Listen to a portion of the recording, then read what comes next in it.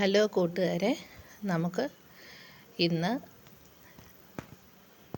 Kerala technological university, അതായത് നമ്മുടെ KTU university പുതുതായിട്ട് പൈത്തൺ അതായത് അൽഗോരിതമിക് തിങ്കിങ് വിത്ത് പൈത്തൺ എന്ന ഒരു സബ്ജക്റ്റ് എല്ലാ ബ്രാഞ്ചുകാർക്കും KTU സിലബസിൽ BTech കോഴ്സ് എടുത്ത് പഠിക്കുന്ന എല്ലാ കുട്ടികൾക്കും, എല്ലാ ബ്രാഞ്ചിലെ സ്റ്റുഡൻസിനും ഫസ്റ്റ് ഇയറിൽ ഈ പേപ്പർ കമ്പൽസറി ആയിട്ട് പഠിക്കണം. അപ്പോൾ നമുക്ക് ഇത് സിലബസ് നമുക്കൊന്ന് പരിചയപ്പെടാം. ഇതുവരെ ഉള്ള പാറ്റേണിൽ നിന്നുമെല്ലാം വ്യത്യസ്തമായിട്ടുള്ള ഒരു സിലബസാണ് പുതുതായിട്ട് ഇൻട്രൊഡ്യൂസ് ചെയ്തിരിക്കുന്നത്. ഇതിൽ സിലബസ് അനുസരിച്ച് നമുക്ക് 4 മോഡ്യൂളായിട്ടാണ് നിങ്ങൾക്ക് പഠിക്കേണ്ട ടോപ്പിക്കുകൾ ഡിവൈഡ് ചെയ്തേക്കുന്നത്. ഓരോ മോഡ്യൂളിൽ നിന്നും ഒരു പർട്ടിക്കുലർ നമ്പർ ഓഫ് ക്വസ്റ്റ്യൻസ് യൂണിവേഴ്സിറ്റിക്ക് വെയിറ്റേജ് ഉണ്ടാകും. അപ്പോൾ എല്ലാ മോഡ്യൂളിനും അത് സെയിം ഇമ്പോർട്ടൻസ് കൊടുത്ത് തന്നെ നിങ്ങൾ പഠിച്ചു പോകണം. പൊതുവേ ഇതൊരു കമ്പ്യൂട്ടർ സയൻസ് സബ്ജക്റ്റ് ആയതുകൊണ്ട് തന്നെയും ഒരു പ്രോഗ്രാമിംഗ് ലാംഗ്വേജ് സബ്ജക്റ്റ് ആയതുകൊണ്ട് തന്നെയും കുറച്ച് ബുദ്ധിമുട്ടൊക്കെ അനുഭവപ്പെടും പഠിക്കുന്ന സമയത്ത്. പക്ഷേ വളരെ ഇൻട്രസ്റ്റിംഗ് ആണ് പൈത്തൺ എന്ന് പറയുന്ന സബ്ജക്റ്റ്. ഇൻട്രസ്റ്റിംഗ് ആയിട്ട് തന്നെ നമുക്ക് അത് പഠിച്ച് കംപ്ലീറ്റ് ചെയ്ത് പാസ്സാകാനൊക്കെ പറ്റും. ആരും അതിനെക്കുറിച്ചൊന്നും വറീഡ് ആകണ്ട. ഞാൻ ബയോളജി സയൻസ് എടുത്ത് പഠിച്ചതാണ്, അതുകൊണ്ട് എനിക്ക് പ്രോഗ്രാമിംഗ് ഒന്നും അറിയത്തില്ല എന്നൊന്നും വിചാരിക്കേണ്ട കാര്യം ഇതിനകത്തില്ല. ബയോളജി സയൻസ് എടുത്ത് പഠിച്ചാൽ ശരി, ഇതുവരെയും കമ്പ്യൂട്ടർ എന്താണെന്ന് അറിയാത്ത ഒരു കുട്ടിക്ക് പോലും വളരെ സിമ്പിളായിട്ട് പഠിച്ചെടുക്കാൻ പറ്റുന്ന സിലബസ് തന്നെയാണിത്. അപ്പം നമുക്കിതിൽ എന്തൊക്കെയാണ് ഇതിനകത്ത് പഠിക്കേണ്ടതെന്ന് നമുക്ക് നോക്കാം.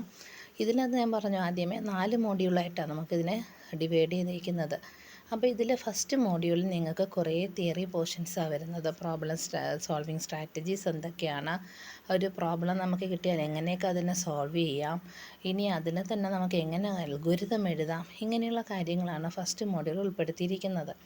രണ്ടാമത്തെ മോഡ്യൂളിൽ വരുമ്പോഴത്തേക്കും നമുക്കൊരു പ്രോബ്ലം കിട്ടിക്കഴിഞ്ഞാൽ അത് സോൾവ് ചെയ്യാൻ വേണ്ടിയിട്ട് എങ്ങനെ അൽഗോരിതം എഴുതാം, അതിൻ്റെ ഫ്ലോ ചാർട്ട് എങ്ങനെ വരയ്ക്കാം, നമുക്ക് ചെറിയ രീതിയിലൊക്കെ കോഡിങ് സ്റ്റാർട്ട് ചെയ്യണം.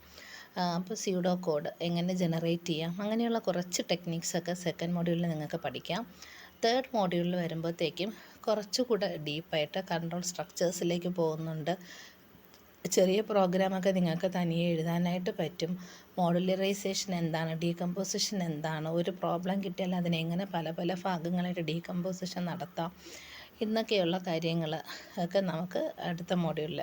ഇനി ഫോർത്ത് മോഡ്യൂൾ എന്ന് പറയുമ്പോഴത്തേക്കും നിങ്ങൾക്ക് പ്രോബ്ലം സോൾവ് ചെയ്യാനായിട്ടുള്ള കുറച്ച് മെത്തഡോളജീസാണ് അതിനകത്ത് വരുന്നത്. Brute force approach, divide and conquer approach എന്താണ്, ഡൈനാമിക് പ്രോഗ്രാമിംഗ് കോൺസെപ്റ്റ് എന്താണ്, ഗ്രീഡി അൽഗോരിതം അപ്രോച്ച് എന്താണ്, ഇങ്ങനെയുള്ള കുറച്ച് കാര്യങ്ങളാണ്, കുറച്ച് പ്രോബ്ലം സോൾവ് ചെയ്യാൻ വേണ്ടിയിട്ടുള്ള ചില മെത്തഡോളജീസാണ് ഫോർത്ത് മോഡ്യൂൾ. ഇത്രയും ആണ് ഈ സബ്ജക്റ്റ് സിലബസ് കവർ ചെയ്യുന്നത്. ഇനി നമുക്കിതിൻ്റെ എക്സാമിനേഷൻ പാറ്റേൺ എങ്ങനെയാണെന്ന് നോക്കാം. ടോട്ടൽ നമുക്ക് 100 മാർക്കിനാണ് എക്സാം വരുന്നത്. അതിൽ 40 മാർക്ക് നിങ്ങൾക്ക് ഇൻറ്റേർണലാണ്, അതായത് കോളേജിൽ നിങ്ങളെ പഠിപ്പിക്കുന്ന ടീച്ചേഴ്സ് നിങ്ങൾക്ക് അസൈൻ ചെയ്യുന്ന മാർക്കാണ്, ഇട്ട് തരേണ്ട മാർക്കാണ് 40 മാർക്കിന്. 60 മാർക്കാണ് എൻഡ് സെമസ്റ്റർ എക്സാമിനേഷൻ. യൂണിവേഴ്സിറ്റി തരുന്ന പാറ്റേൺ അനുസരിച്ച് ആ ക്വസ്റ്റ്യൻ വെച്ച് നമുക്ക് എക്സാം എഴുതേണ്ടത് 60 മാർക്കിനാണ്. ഈ 60 മാർക്കിൻ്റെ ക്വസ്റ്റ്യനിൽ തന്നെയും ഡിവിഷൻ ഉണ്ട്. പാർട്ട് എ, പാർട്ട് ബി എന്ന് പറഞ്ഞ് ഡിവൈഡ് ചെയ്തിട്ടുണ്ട്. പാർട്ട് എ നിങ്ങൾക്ക് 24 മാർക്കിനും പാർട്ട് ബി എന്ന് പറഞ്ഞത് 36 മാർക്കിനുമാണ് നിങ്ങൾക്ക് അറ്റൻഡ് ചെയ്യേണ്ടത്. ഇതിൽ പാർട്ട് എ എന്ന് പറയുന്നത് ഓരോ മോഡ്യൂളിൽ നിന്നും 2 ക്വസ്റ്റ്യൻ വെച്ചുണ്ടാകും. അങ്ങനെ 4x2 8 ക്വസ്റ്റ്യൻ ഉണ്ടാകും. ഓരോ ക്വസ്റ്റ്യനും 3 മാർക്ക് വെച്ചാണ്. അങ്ങനെയാണ് 8x3 24 എന്ന് പറയുന്നത്. അടുത്ത പാർട്ട് ബി എന്ന് പറയുന്നത് ഓരോ മോഡ്യൂളിൽ നിന്നും ഓരോ ക്വസ്റ്റ്യൻ വെച്ച് നിങ്ങൾ മസ്റ്റായിട്ട് അറ്റൻഡ് ചെയ്യണം. ഓരോ ക്വസ്റ്റ്യനും 9 മാർക്കാണ്. അതിൽ നിങ്ങൾക്ക് ചോയ്സ് ഉണ്ട്. ഓരോ മോഡ്യൂളിൽ നിന്ന് 2 ക്വസ്റ്റ്യൻ വെച്ച് തന്നേക്കും. അതിൽ ഏതെങ്കിലും ഒരു ക്വസ്റ്റ്യൻ നിങ്ങൾ ചൂസ് ചെയ്ത് നിങ്ങൾക്ക് ആൻസർ ചെയ്താൽ മതി. അങ്ങനെയാണ് 36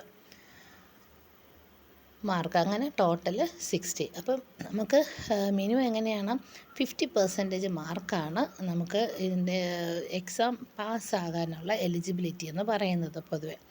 അപ്പോൾ ഇതാണ് അതിൻ്റെ പാറ്റേൺ. മാക്സിമം നിങ്ങൾക്ക് സ്കോർ ചെയ്യാൻ പറ്റുന്ന. ഇനി നമുക്ക് ഇൻറ്റേർണലിൻ്റെ 40 മാർക്ക് എങ്ങനെ സ്കോർ ചെയ്യാൻ പറ്റുമെന്ന് നോക്കാം.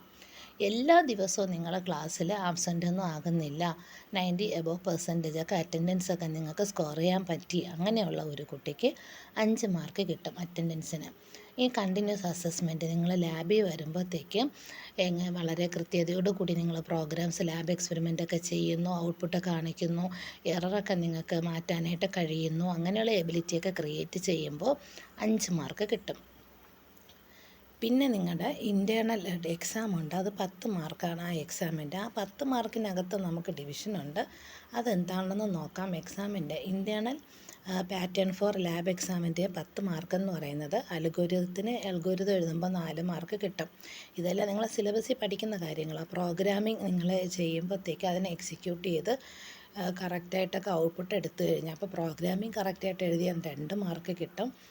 റിസൾട്ട് ഔട്ട്പുട്ട് നമുക്ക് കറക്റ്റായിട്ട് കിട്ടിയ 2 മാർക്ക്, അങ്ങനെ ഇപ്പോൾ 8 മാർക്കായി. പിന്നെ നിങ്ങൾ ഈ പഠിക്കുന്ന കാര്യത്തെക്കുറിച്ചൊക്കെ എന്തൊക്കെ അറിയാം എന്നൊരു വൈവ ഉണ്ടാവും. ആ വൈവയ്ക്ക് 2 മാർക്ക്,